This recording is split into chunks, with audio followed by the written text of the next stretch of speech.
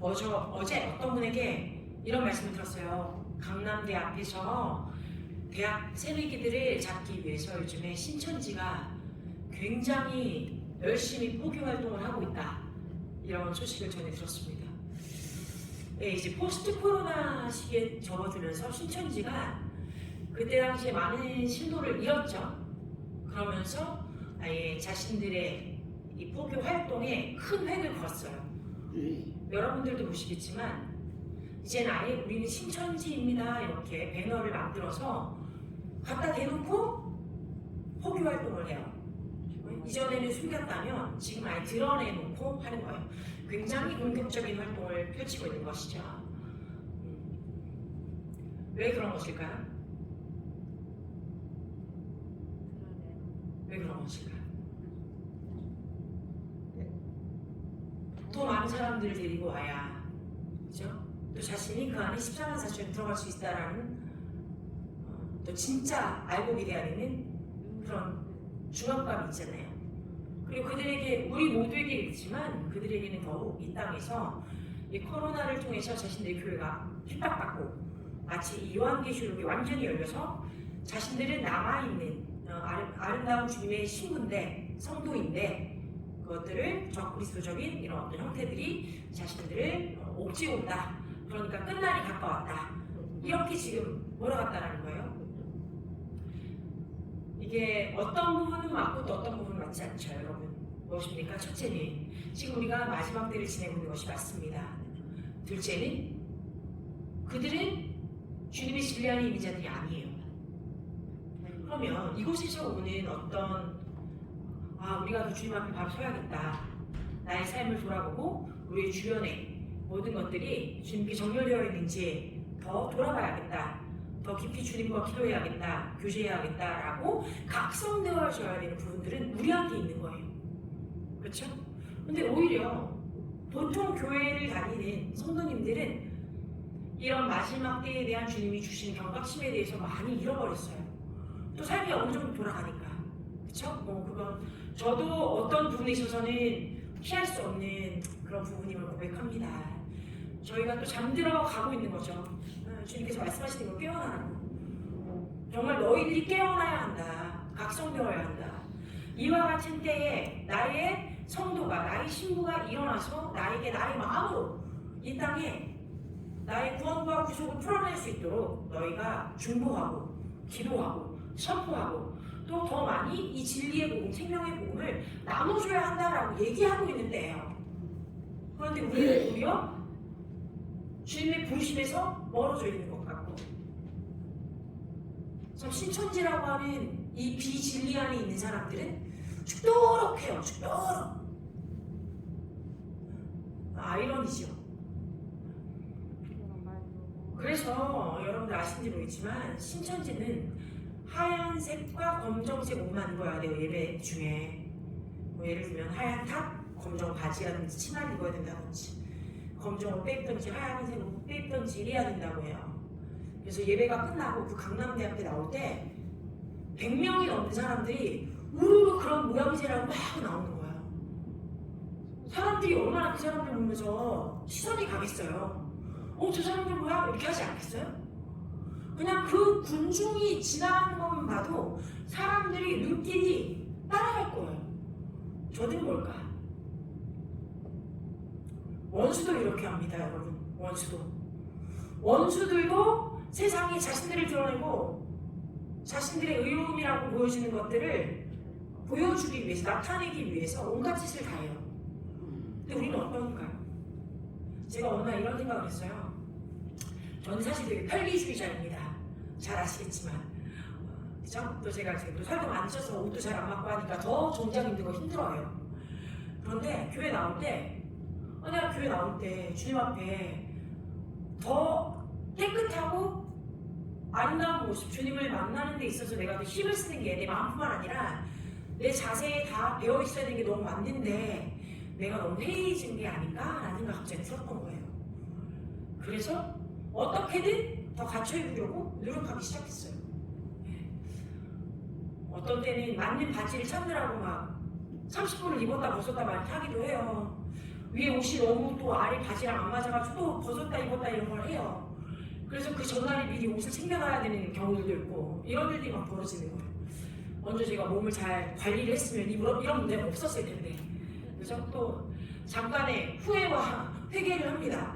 근데 중요한 건 뭐예요? 나의 마음과 중심을 보시지만 내가 그렇기 때문에 더 주님 앞에 다르게 입고 다르게 나타나야 되는 그것까지도 신경 쓰는 것이 맞구나 이런 생각이 든다는 거예요. 물론 제가 청바지를 입는다고 해서 주님을 언어하지 않는 건 아니에요. 왜냐하면 청바지도 저는 핏하게 패셔너블하게 소화할 수 있어요 라고 믿어요.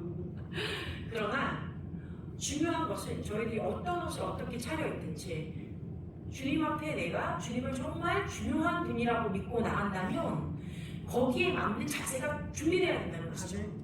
정말 이런 생각을 하게 되었어요. 굉장히 기본적인 것인데 다시 한번 하게 되는 거예요. 아프리카를 한번 예를 들어봅시다. 아프리카에 있는 그 가난한 자들이 교회에 올 때 얼마나 치장을 하고 오시는지 아세요? 큰 모자를 쓰고 깃털 달린 모자를 쓰고 빨갛고 파랗고 노랗고 온갖 종류의 옷들을 막 그 양복들을 정장을 차려입고 나와요. 왜 그러는 걸까요? 왜 그러는 걸까요? 저는 가끔 그런 모습 보면서 아 너무 화려하다 또는 아유 저렇게까지 하고 오나 이런 생각이 들기도 해요. 그런데 다른 한편으로는 어떤 마음이 들었냐면 저 사람들은 저렇게 준비해서 나오는구나 라는 생각이 또 든 거예요. 그 더운 나라에 뭘 자꾸 껴있겠어요. 그런데 주님께 나오니까 내가 갖춰 입어야지 하는 마음이 있었겠지 이런 마음이 드는 거예요. 그래서 제가 작은 것에서부터 하나씩 고쳐가고 다시 주님 앞에 나와야겠다라는 생각을 하게 됩니다. 그래서 신천지들로 하는 것들을 우리는 왜 하고 있지 않았나 그런 것들을 생각하게 되는 그런 날들을 지냈어요. 제가 그러면서 이 말씀을 전해듣고 나서 신천지 웹사이트에 들어가 봤어요. 이제는 메타버스로 자기들을 이렇게 선정하더라고요. 여러분 메타버스라는 거 아십니까? 가상현실을 어떤 이모티콘이라든지 어떤 사람들이라든지 모양을 붙여서 그대로 이 웹사이트 안에 만들어 놓은 거예요. 가상현실을 만들어 놓은 거예요. 그러니까 집이 있고 공간이 있고 사람들이 있고 뭐 카페가 있고 만나고 교회가 있고 이런 공간이에요. 이게 시작된 지는 좀 됐지만 이거를 10분 신천지에서 활용하고 있더라고요. 자기 교회를 자기네들의 역사를 또 자기네들의 어떤 그런 교리를 메타버스를 통해서 사람들한테 알리는 작업을 하고 있었던 거예요. 너무 깜짝 놀랐어요. 이들은 가지고 있는 모든 소스를 동원해서 자신들을 알리고 자신들이 믿는 이만이라고 하는 그 사람이 예수 그리스도라는 것들을 알리기 위해서 이렇게 노력하고 있는 거예요. 얼마나 잘 시작이 나는지 모르겠어요. 우리는 어떤가? 우리는 그런 주님을 향한 열정이 있는가? 한 영혼이라도 더 주님께 나아올 수 있도록 우리가 어떤 노력을 하고 있는가? 돌아봐야 되지 않을까? 어떤 일들이 있습니까? 제가 신천지에서 지금 계속 머물러 있는데요. 왜 그러냐면 진리가 제대로 교회 안에서 선포되어지지 않았기 때문에 신천지와 같이 요한계시록을 가지고 장난을 치는 거짓된 교리들이 자꾸 발생하는 거예요. 명확하게 말씀드리겠습니다. 여러분 계시록 7장 4절에 우리가 한번 보도록 할게요. 계시록 7장 4절 다 같이 열어주세요. 우리가 모르고 지나가서는 안 될 줄 믿습니다. 여기 계신 분들이라도 그리고 나중에 저의 이 영상을 보고 듣는 분이라도 꼭 찾아봐 주세요. 자, 계시록 7장 4절인데요. 이 앞에 보면 이런 말이 있습니다. 제가 읽어드리고 4절을 함께 읽겠습니다. 2일 후에 내가 내 천사가 땅 내 모퉁이에 선 것을 보니 땅이 사방에 바람을 쫓아가 바람으로 하여금 땅이나 바다에나 각종 나무에 물지 못하게 하더라. 또 봄에 다른 천사가 살아계신 하나님의 인을 가지고 해돋는 데로부터 올라와서 땅과 바다를 해롭게 할 권세를 받은 내 천사를 향하여 큰 소리로 외쳐 이르되 우리가 우리 하나님의 종들의 이마에 인치기까지 땅이나 바다나 나무들을 해하지 말라 하더라. 4절 같이 읽겠습니다. 시작. 내가 인침을 받은 자의 수를 들으니 이스라엘의 각 자손의 각 지파 중에서 인침을 받은 자들이 14만 4천이니. 아멘. 자, 넘어가서 이제 9절, 10절, 11절, 12절 읽습니다. 9절에서 12절까지 같이 통독하시겠습니다. 시작. 이일 후에 내가 보니 각 나라와 족속과 백성과 방언에서 아무도 능히 셀 수 없는 큰 무리가 나와 흰 옷을 입고 손에 종려가지를 들고 보좌 앞과 어린 양 앞에 서서 큰 소리로 외치되 원하시니 보좌에 앉으신 우리 하나님과 어린 양에게 있도다 하니 모든 천사가 보좌와 장로들과 내 생물의 주위에 서 있다가 보좌 앞에 엎드려 얼굴을 대고 하나님께 경배하여 이르되 아멘. 찬송과 영광과 지혜와 감사와 존귀와 권능과 힘이 우리 하나님께 세세토록 있을지어다. 아멘 하더라. 아멘. 여러분, 분명히 나와요. 14만 4천이 누구에게 친인이다? 누구에게?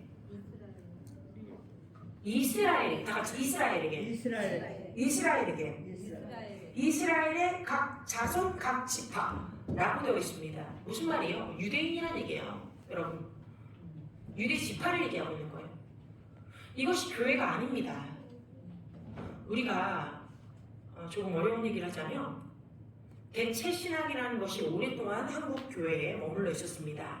뭐예요? 교회가 영적인 이스라엘로서 모든 축복을 받았다 에서 머물러 있어요. 그런데 하나 말씀드릴게요. 이 신학의 교리가 세워졌을 때에는 이스라엘이라는 나라가 없었을 때입니다, 여러분. 그런데 1900년대에 이스라엘이 다시 생성되지 않았습니까? 말하자면 이 요한계시록이 다시 살아나서 하나님의 백성을 하나님의 나라, 그 약속의 땅 이스라엘에 다시 세우신 거예요. 왜? 예수 그리스도께서 그 시온 산상에 내려오셔야 하니까 말 그대로, 문자 그대로 예수 그리스도께서 다시 그곳에 오셔야만 하기 때문에 그 나라가 세워진 거예요. 그렇다면 언제까지 교회가 이스라엘을 대체했습니다라고 얘기할 것입니까? 그만해야 돼요. 이제 이 거짓을 그만해야 합니다. 여러분, 교회가 이스라엘을 온전히 대체했다라고 얘기했기 때문에 내가 이스라엘이에요, 우리가 14만 4천이에요 라고 얘기한 거짓된 이런 사이비 종교들이 자꾸 나타나는 거예요. 명확하게 얘기해야 돼요. 우리는 이스라엘이 아니라고. 우리는 믿음의 조상인 아브라함의 자손이 되어서 히브리인들에게 주님이 약속하신 그 믿음의 영역의 축복을 받은 거예요. 그게 우리 교회예요. 우리 교회는 이방 신부로서 어떻게 해요?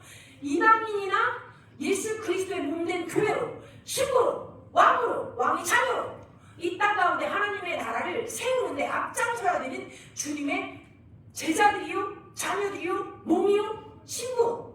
그리고 뭐라고요? 장성한 분량에 이르는 주님의 통치자들이 되어야 하는 거예요. 그게 우리 부르심입니다. 아멘? 명확히 하셔야 돼요. 우리의 축복은 예수 그리스도를 통하여, 또한 아브라함과 언약 맺은 그 안의 믿음을 통하여, 어떻게 예수 그리스도는 주님이십니다, 우리 구원자이십니다, 당신만이 하나님 되십니다 라고 고백하는 그 믿음 안에서 우리에게 임하는 거예요. 다른 어떤 것이 필요하지 않아요. 우리가 이스라엘이 될 필요가 없어요. 교회로서 중요성이 있기 때문에. 제가 왜 이렇게 열매를 토할까요?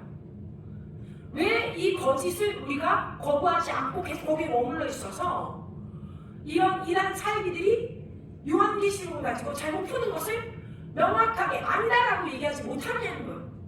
이제 해야 돼요. 누가 어쩌고 우리가 14만 4천이에요, 뭐 임침을 받고 이러면 뭐라고 한다고요? 그거 유대인들한테 한 얘기야 라고 좀 딱 찍어서 얘기해 주셔야 돼요. 이스라엘에게 얘기한 거야. 우리가 아니야. 우리는 어디 나온다고요? 동이랑 7장에 나와요. 읽어주셨잖아요. 9절에 내가 보니 각 나라와 족속과 백성과 방언에서 아무도 능히 셀 수 없는 큰 무리가 나와 흰 옷을 입고, 누구를 말합니까? 우리를 말하는 거예요.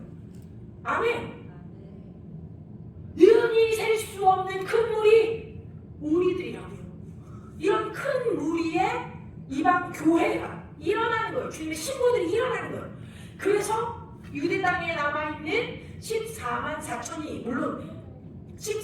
14,000이라는 이 숫자는 히브리적으로 성경적으로 해석하면 상징적으로 만수, 꽉 찬 수, 충만한 수를 얘기하는 거예요. 딱 144,000을 얘기하는 게 아니라. 여러분 이해되십니까? 물론 그것은 남아있는 사람 전부 다 해보니까 144,000이 될 수도 있었겠죠. 그러나 분명한 상징에 의하면 이 수비하기 위해서 성경에서 말하는 언어는 충만한 숫자를 나타내기 위해서 144,000이라는 숫자를 쓰는 거예요. 이해되십니까? 그러니까 유대 땅에 남아있는 예수 그리스도를 메시아라고 고백하는 그 남은 자들의 숫자가 144,000, 즉 충만한 숫자, 거기 있는 자들이 다 구원받는다 라고 예수님께서 요한계시록을 통해서 예언하시는 거예요. 그런데 이런 뜻 뭐예요? 144,000, 144,000이라고 얘기해요. 이게 얼마나 웃긴 일인지 모르겠어요. 왜냐하면 제가 아까 이 들어간 공식 웹사이트에 보니까 신천지 12, 18, 10만 수료식 시온 기독 선교센터 114기에 수료한 사람들이 몇 명이냐면 1, 10, 100, 1000, 10,000, 10만 8천 10만 884명 10만 884명 수료됐대요.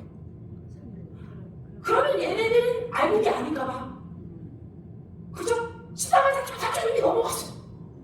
넘어갔어요. 넘어간 지 오래요. 그런데 신천지가 요즘 뭐라고요? 그 안에서도 알고가 가라지를 나눠야 된다고 얘기하잖아요. 이제는. 왜 자기네 신도수가 14만 4천이 넘었거든. 넘었는데 언제까지 14만 4천 주장할 수 없는 거예요. 그러니까 뭐라고 한다고? 알고가 가라지를 이 안에서 나눠야 하니 너의 가족과 너의 친지가 다 이 신천지에 들어와야 네가 알고기다라고 얘기하고 있는데 주장하는 거예요. 이런 말같지도 않은 소리를 계속합니다. 여러분 아셔야 합니다. 이 거짓을 아셔야 합니다. 이들은 실상은 진리를 듣지 못하고 그 마음 가운데 많은 상처와 외로움과 고독과 어려움들을 갖고 있는 사람들이 거기에 속아서 들어가 있는 거예요. 그렇지 않습니까? 자신의 정체성이 무엇인지 모르고 헤매다가 이만이라고 하는 내가 다시 온 예수다라고 얘기하는 그딴 사람의 말을 듣고 나의 아버지 하나님이라고 속아서 거기 있는 거예요. 그리고 나중에 깨달아 알았을 때도 뭐다? 그곳을 감히 나올 수 없는 그런 경제적인 모든 사회적인 관계가 그 안에서 이루어지고 있으니까 발을 못 빼요.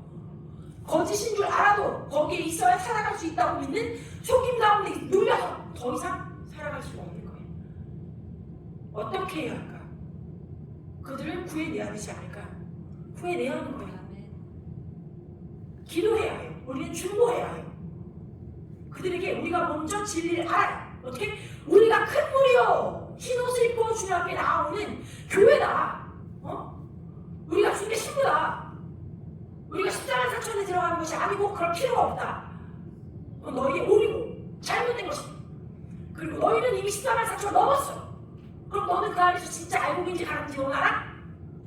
너는 구원의 확신이 없잖아. 우리는 있어. 예수 그리스도를 믿고 그분의 말씀 가운데 우리의 연약함을 다 아시는 분께 올려드리고 나의 삶을 주님께 내어드린 삶의 제사로 지내는 이 과정이 우리는 이미 구원받았다고 믿고 나아가는 거야. 우리 주님을 바라보고 있고 주님을 또 만날 거야. 근데 너희는 어때? 이만희가 죽으면 어쩔 건데? 정말 이렇게 나와야 되는 거예요, 여러분. 아멘. 물론 많은 것들을 얘기할 수 없겠습니다. 신천지에 머물러 있을 수 없으니까요. 자, 그러나 진짜 우리에게 중요한 부분은 무엇이냐면 우리가 분명한 교회로서의 정체성이 바르게 확립되어 있어야 된다는 거예요. 어디서도? 요한계시록에서도.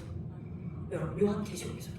왜냐하면 이 요한계시록이야말로 이 때를 위하여 우리에게 주신 복된 말씀, 지침서, 전략서, 승리를 어떻게 풀어내 주실 것인지에 대한 예수 그리스도의 그림이 담겨있는 귀한 책이기 때문이에요. 우리가 더 읽어야 돼요. 우리가 더 알아야 돼요. 또 재미난 것은 무엇이냐면 요한계시록은 어렵지 않습니다. 말씀을 찬찬히 읽으면 그 말씀을 성경 말씀이 뒤에서 다시 해석을 해주고 계세요. 성경 말씀이 다시 해석을 해주고 있는데 왜 다른 해석이 필요하냐는 거예요. 전혀 그렇지 않아요. 제가 신천지에 오래 빠져있다가 다시 나온 제 지인의 이야기를 들어보니 몇 년 있었어요. 몇 해를. 그리고 자기 언니, 매제, 조카를 다 데려왔어요. 신천지. 그리고 나중에 자기만 깨닫고 나왔어요. 그런데 하는 얘기가 다시 정상적인 교회를 다니려고 노력을 했는데 가서 말씀을 들으면 목사가 말씀을 준비하지 않은 것처럼 느껴진다는 거예요.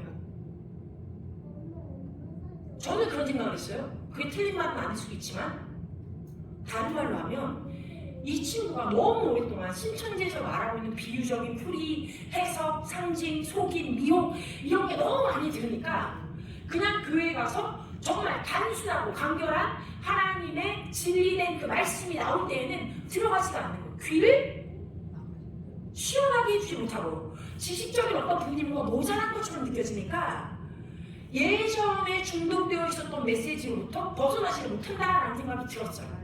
여러분, 진리는 간단한 것입니다. 진리는 단순해요. 진리는 어렵지 않아요. 성령님은 우리를 통해서 어려운 부분도 다 조명하여 주셔서 쉽게 알려주신다고 되어 있고, 말씀을 통하여 모를 때에는 분명히 목회자를 통해서 여러분들에게 어떠한 성경적인 지식이나 배경을 통해 여러분들에게 알려줄 수 있어요. 그러나 기본적인 바탕은 무엇이다? 예수 그리스도가 주요 하나님이시며 하나님의 아들 되시고 인간으로 오셨다가 인간으로 죽으셨으나 또한 신성을 가지고 우리 안에 다시 임하신 성령 하나님을 통하여 우리 구원을 이루신다. 거기서부터 멀어지지 않습니다. 우리에게 그렇게 당신을 다 버리셔서 주신 예수님을 사랑함으로 주님을 추구해야 하는 것이 우리의 삶이에요.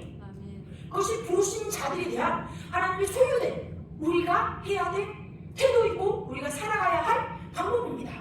이것 말고 무엇이 더 필요합니까? 계시록 1장 5절에서 6절에 이런 말이 나오죠. 또 충성된 증인으로 죽은 자들 가운데서 먼저 가시고 땅의 임금들 머리가 되신 예수 그리스도가 말미암아 은혜와 평강이 너희에게 있기를 원하노라. 우리를 사랑하사 그의 피로, 누구 피? 예수 피로 우리 죄에서 우리를 해방하시고 그의 아버지 하나님을 위하여 우리를 나라와 제사장, 여기서 나라는요 원래 원문에는 킹이라고 나왔어요. 왕들, 다같이 왕들 우리를 왕들로 그리고 제사장으로 삼으신 그에게 영광과 능력이 세세토록 있기를 원하노라. 아멘. 그럼 이 지금 말씀이 요한계시록 말씀이 무엇과 매치가 된 것입니까? 베드로전서 2장 9절입니다. 우리가 정말 잘 아는 구절이죠. 그러나 너희는 택하신 족속이요 택하신 족속. 두 번째, 왕같은 왕이고, 세 번째, 제사장들이다. 또 네 번째, 거룩한 나라요. 다섯 번째, 그의 소유받은 백성이니 라고 주님의 소유된 우리를 다섯 가지로 지금 정의하셨어요. 다섯 가지.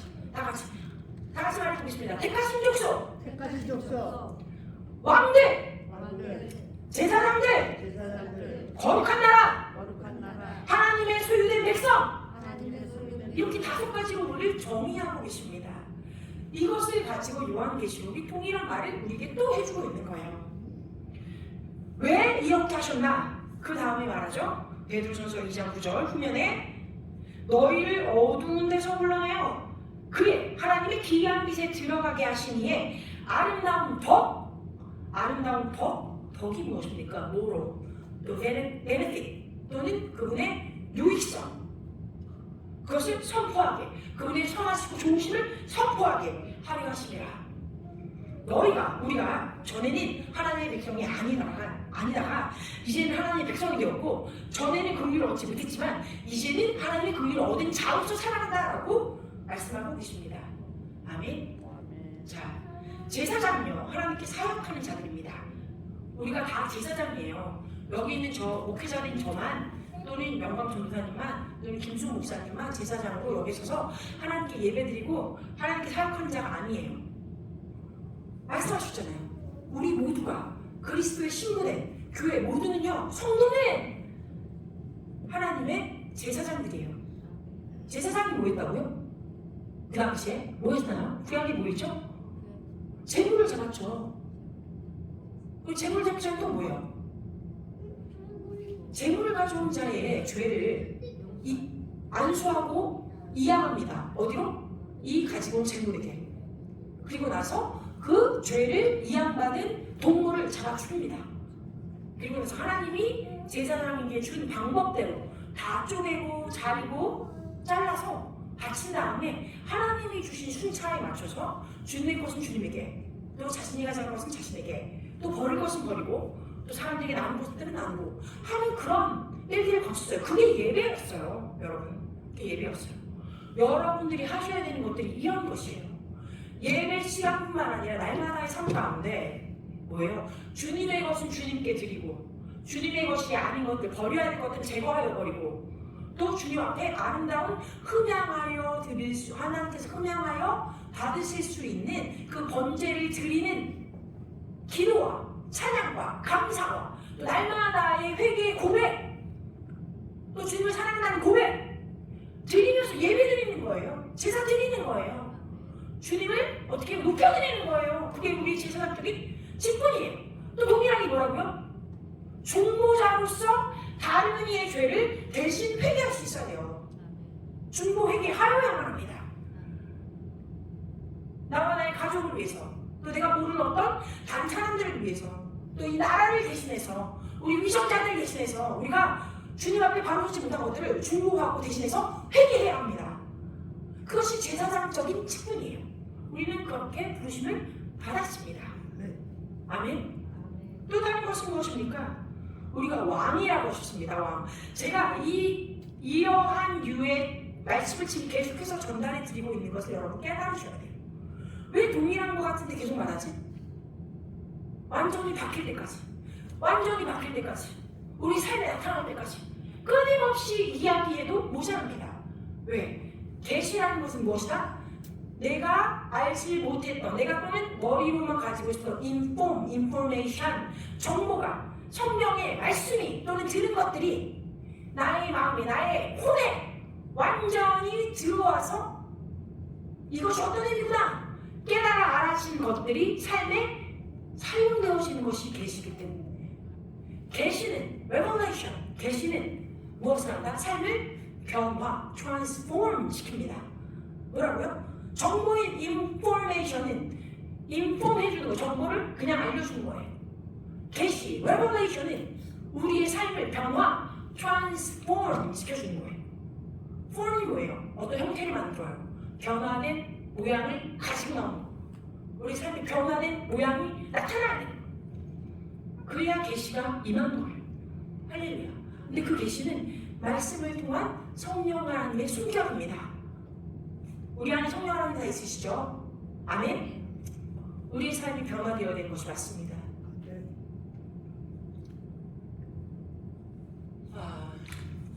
제가 말씀을 다 전하지 못하겠네요, 오늘. 벌써 시간이 이렇게 됐어요. 그러나 제가 다음번에 여러분들이 이 말씀을 더 풀어낼 수 있도록 우리가 오늘 이 주제를 하나 받아본 거예요. 어떤 것? 진실로 나는 5가지. 어떤 자들? 택하신 족속이고, 나는 왕들이고, 나는 제사장들이고, 나는 거룩한 나라, 나는 그분의 소유된 백성이다. 그래서 그분의 아름다운 빛에 이미 들어갔으므로, 그 구원의 빛에 들어갔으므로, 보좌에 들어갔으므로 하나님의 얼굴을 보며 하나님의 임재를 맛보고 하나님의 하나님 되심을 이 땅 가운데 풀어내야 하는 존재이다. 그것이 하나님의 소유된 자들로서 내가 행해야 하는 임무요, 직책이요, 책임이요, 또 삶이고 감사의 사랑의 표현 방식이다. 아멘. 네, 여러분 이 말씀을 꼭 기억해 주시고, 이 요한복음 우리가 읽었던 계시록 1장 5절에서 6절 그리고 7장 말씀 잊지 말아 주시기를 간구합니다.